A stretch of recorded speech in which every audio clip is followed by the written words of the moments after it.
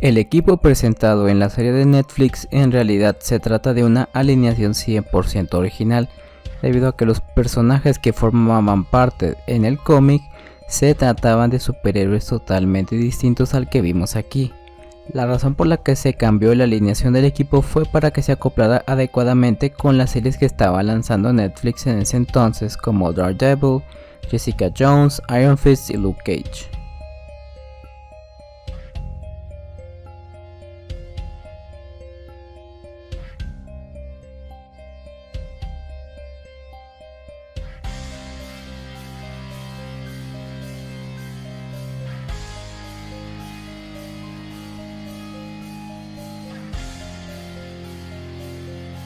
El afamado director de cine Quentin Tarantino había planeado hacer una película durante la década de los 90 de Power Man, mejor conocido como Luke Cage.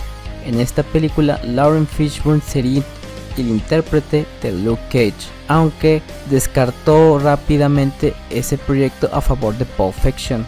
Esta película, de haberse realizado, habría sido una película muy buena, ya que recordemos que uno de los géneros favoritos del director es el Blaxploitation, algo que pudimos ver plasmado en la película Django sin cadenas.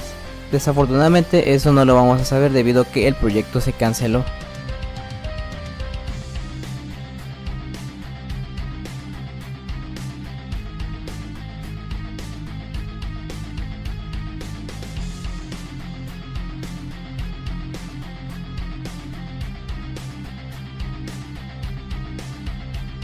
Danny Rand en el universo Marvel es conocido por ser uno de los personajes más ricos de este universo. Esto se debe a que su padre fundó la empresa de Rand Mickham Incorporated junto a su amigo Harold Mickham, que posteriormente fue conocido como Rand Corporation. Después de la muerte de Wendell Rand y de la supuesta muerte de su hijo Danny, o sea Iron Fist, la empresa pasó a ser propiedad de Harold.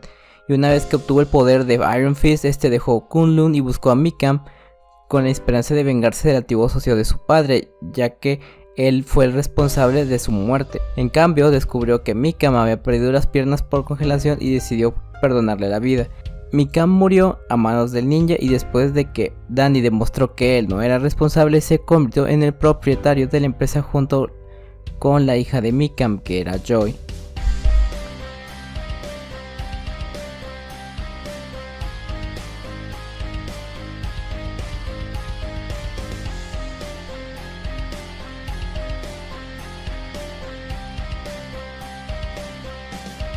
Supuestamente en la segunda película de Spider-Man, Frank Castle hace un cameo en la escena en la que Mary Jane deja plantado a John Jameson. Esto parece ser lógico, debido a la semejanza entre la persona que aparece en dicha escena con el actor Thomas Jane, y más porque en ese entonces Sony tenía los derechos de Punisher, quien de hecho justamente ese mismo año iba a lanzar una película del personaje. Sin embargo, esto no es cierto, ya que el propio Thomas Jane dijo que esto no era verdad, por lo que obviamente esto queda descartado.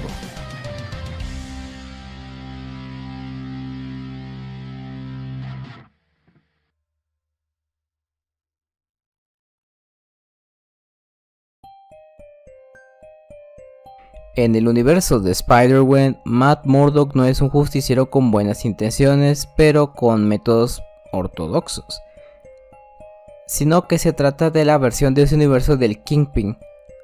El abogado ciego en este universo es el rey del crimen y un miembro importante de la mano, dirigiendo el crimen en la ciudad y que constantemente está peleando contra Spider-Gwen, tratando de pasarla al lado oscuro.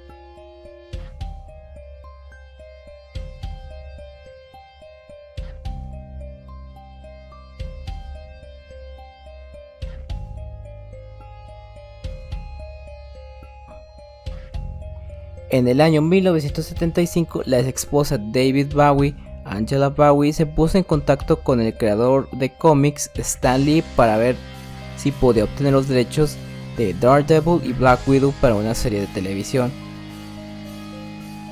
El Stan Lee logró acordar una venta de derechos de los personajes solo por un año, lo que le daría el tiempo suficiente a la esposa de David Bowie para encontrar un miembro del elenco adecuado para protagonizar junto a ella, pues ella iba a ser Black Widow, y vender la idea a una cadena. Este contrató a Ben Carothers para interpretar a Daredevil. Se reunió para una sesión de fotos en Londres, y a partir de ahí Bowie empezó a investigar a ver si alguien estaba interesado en algún programa de televisión basado en estos personajes. Desafortunadamente para el dúo, nadie quiso comprar la idea, por lo que la idea fue desechada.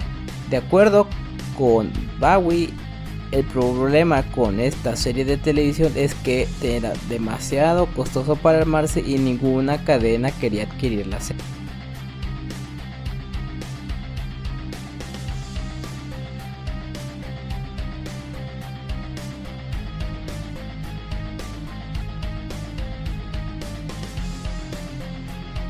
El Blaxploitation es un movimiento cinematográfico que tuvo lugar en los Estados Unidos de América a principios de 1970 con la comunidad afroamericana como protagonista, y que consistió en un boom de cine negro con bandas sonoras de conocidos artistas de aquella época.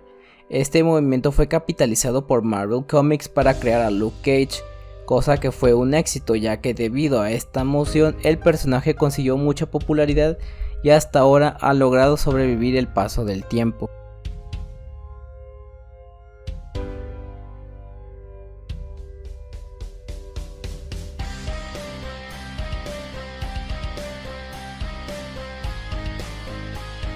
La primera aparición, Frank Castle fue presentado como un villano de Spider-Man, específicamente en el número 129 de The Amazing Spider-Man, lanzado en 1974. Frank estaba cazando a Spider-Man después de ser contratado por Miles Warren, mejor conocido como el Chacal, quien culpó al Hombre Araña por la culpa de Norman Osborn, pues recordemos que este había perdido la vida tras ser atravesado por su propio planeador. Después de darse cuenta que estaba siendo engañado, Punisher se fue del lado de Spider-Man y luchó contra el Chacal.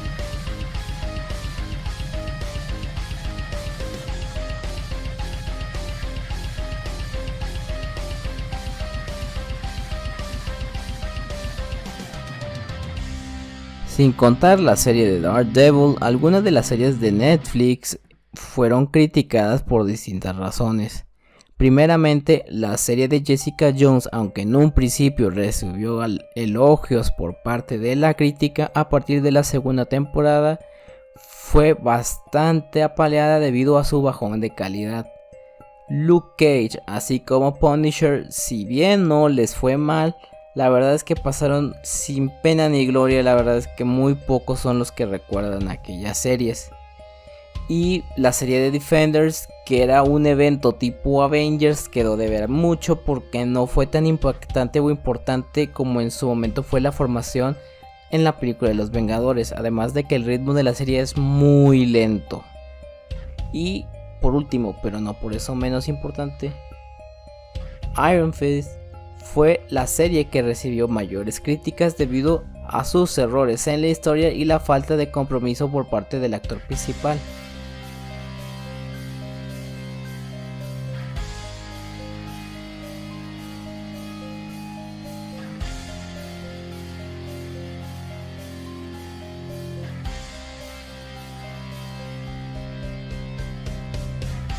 Es bien conocido que tanto Matt Murdock como Peter Parker son buenos amigos en los cómics y series animadas. Ellos se conocieron en el número 16 de The Amazing Spider-Man en el año 1964, después de que Daredevil rescatara a Peter Parker. No fue hasta más tarde que los dos finalmente revelaron sus identidades, después de que Matt usara su habilidad para distinguir los latidos del corazón para conocer el secreto de Peter Parker. De ahora en adelante, los dos han seguido colaborando frecuentemente, a menudo formando equipo para mantener las calles seguras, aunque han habido ocasiones en las que se han juntado pero por circunstancias distintas, y una de las más importantes es porque el diablo de Hell's Kitchen defiende la inocencia del trepador de muros. Por ejemplo, En los cómics ha llegado a pasar que Peter Parker es culpado de un crimen que no ha cometido y Matt Murdock tiene que defenderlo, así como pasó en la serie animada de los 90 y recientemente en Spider-Man No Way Home.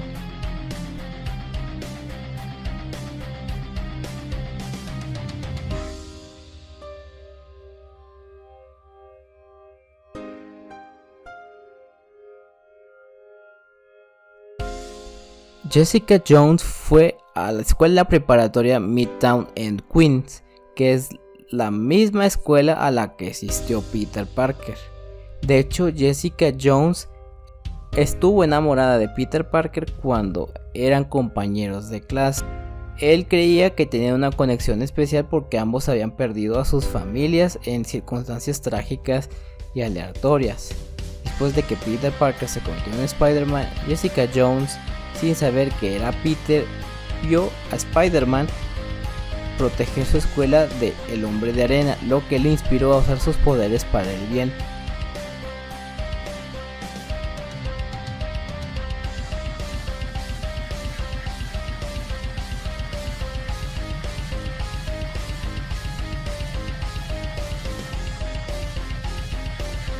La secuela propuesta de Punisher del 2004 pasó por muchos borradores e ideas antes de ser cancelada con el director Jonathan Hensleigh, el actor Thomas Jane y una sucesión de guionistas, todos en desacuerdo sobre la dirección de la próxima película. Finalmente Thomas Jane abandonó el proyecto y la película se reescribió, ahora lanzándose bajo otro reboot llamado Punisher Warzone, protagonizado esta vez por Ray Stevenson. La película estaría ambientada años después de los eventos de la primera película y vería a Frank Castle encontrarse con el villano Jigsaw, que estaría conspirando para apoderarse del mundo criminal. En lugar de ser Billy Russo como es en los cómics, el Jigsaw de la película sería John Saint, uno de los miembros de la familia Saint de la primera película. John habría sobrevivido al intento de Castle de matarlo, pero a costa de que su cara estuviera deformada, y ahora estaría ansioso por vengarse de Punisher.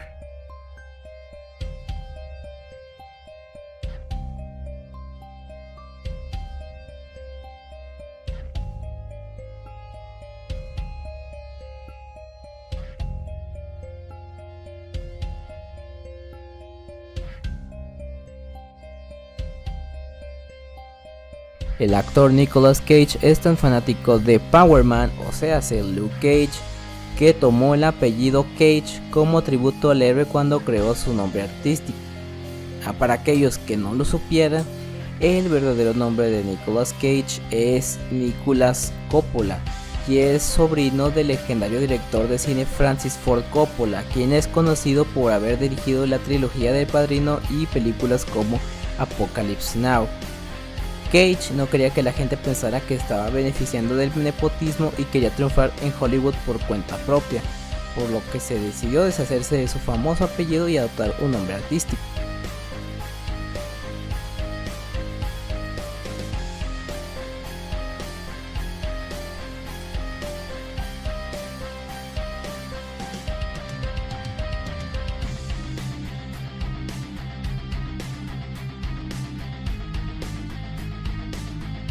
La ceguera de Matt Murdock siempre ha sido una característica del personaje. No solo le da su historia un giro único, sino que también es la razón por la que puede hacer lo que hace, ya que su ceguera se equilibra con otros de sus supersentidos. Pero gracias a intervenciones mágicas, Matt Murdock ha recuperado la vista en contadas ocasiones a lo largo de los años. La primera vez llegó cuando el poderoso personaje de nombre Moondragon necesitó su ayuda cuando resultó herida, y usando estos poderes le devolvió la vista, pero al hacerlo lo despojó del sentido del radar que se había acostumbrado a usar durante sus peleas, y ahora siendo incapaz de usar sus habilidades de lucha de la misma manera sin su sentido del radar, eventualmente logra que ella restablezca su situación anterior, es decir, que vuelva a su ceguera.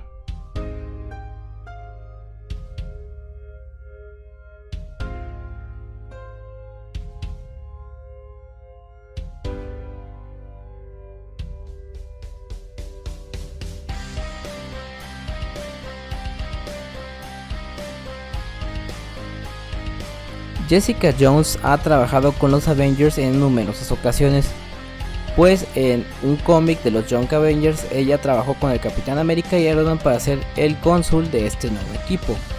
Ella estuvo presente cuando Speak y Wiccan cuando descubrieron que Scarlet Witch estaba viva y consoló a Hawking cuando mataron a Casey Lang.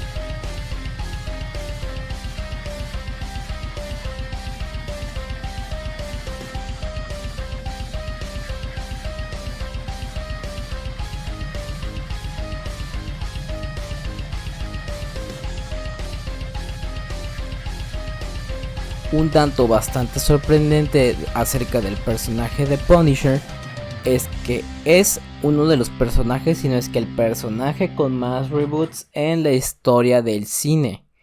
La primera vez que se vio un producto audiovisual del personaje fue durante los años 90, el cual se le dio una película protagonizada por Dolph Lundgren, el cual era más cercano a un héroe de acción de la época que al personaje que veíamos en los cómics. La segunda adaptación protagonizada por Thomas Jane, el cual tomó mucha inspiración del personaje cuando hizo su debut, ya que nos mostraba a un Punisher mucho más heroico, pero siguiendo tomando decisiones algo cuestionables y con un método de ver la vida bastante gris.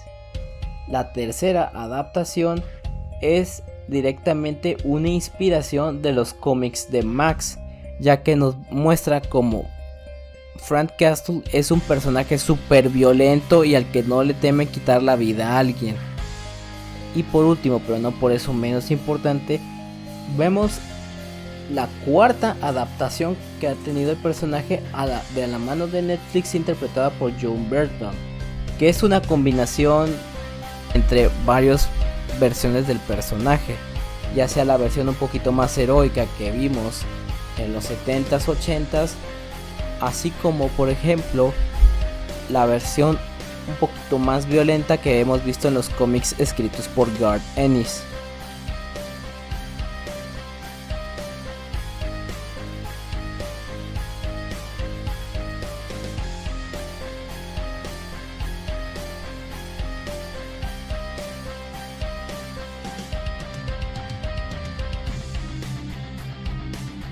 Tras los eventos de Civil War, los New Avengers pasaron a la clandestinidad. El nuevo equipo estaba conformado por superhéroes en fuga debido a no cumplir con la ley de registro de superhumanos. En este equipo se encontraba Iron Fist y se reunió con Luke Cage junto con otros superhéroes fugitivos como Doctor Strange y Wolverine. Y aunque Iron Man y su equipo de Vengadores estuvieron cerca de detener a Danny, nunca pudieron encontrar suficientemente evidencia para respaldar su caso, que Danny era Iron Fist. Danny no pasó mucho tiempo en los Vengadores y su última aparición importante fue cuando ocurrió la invasión secreta, antes de regresar a ser un superhéroe solitario.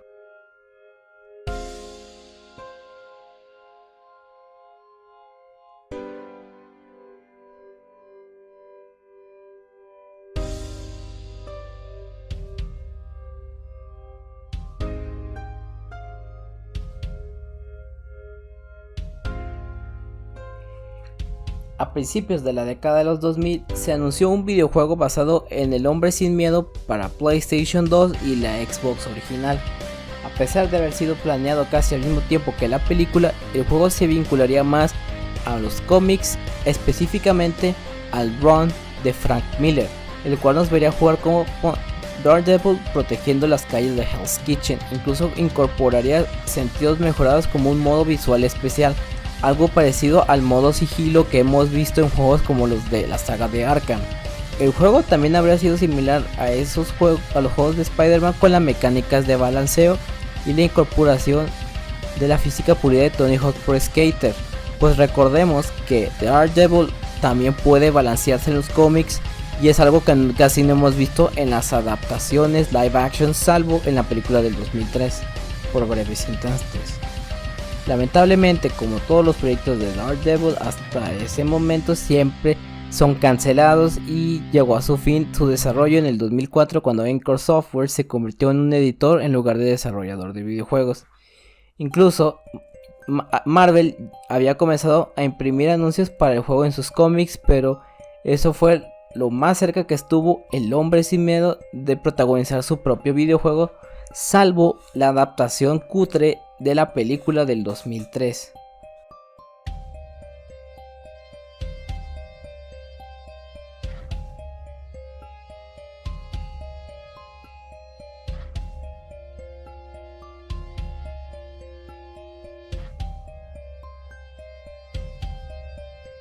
Después de la muerte del Capitán América, Luke Cage reunió a varios de los Vengadores Secretos para continuar la lucha contra las fuerzas de registro de Iron Man. El equipo fue a Japón a rescatar a Echo, que había estado luchando contra la mano como el Ninja Ronin. Mientras están allí, descubren que el ir de la mano, o sea Elektra, en realidad era un Skrull.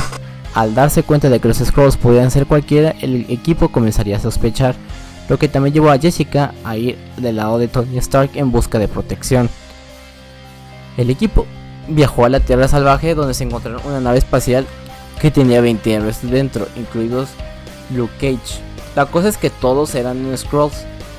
Una batalla final entre los héroes y los Skrulls posteriormente se dio en Central Park, donde un Skrull que se hacía pasar por Jarvis secuestró a la hija de Luke Cage y Jessica Jones, cosa que finalmente recuperaron.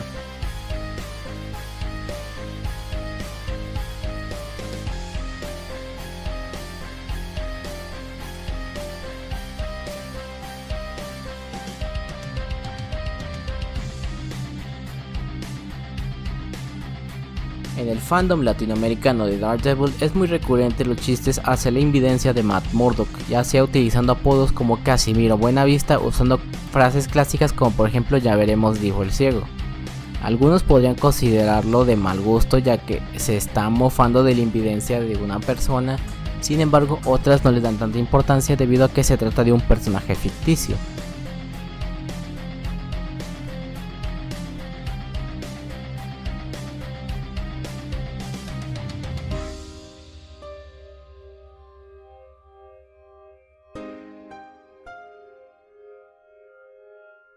Como dije previamente, los personajes de la alineación de Netflix en realidad no existen en los cómics.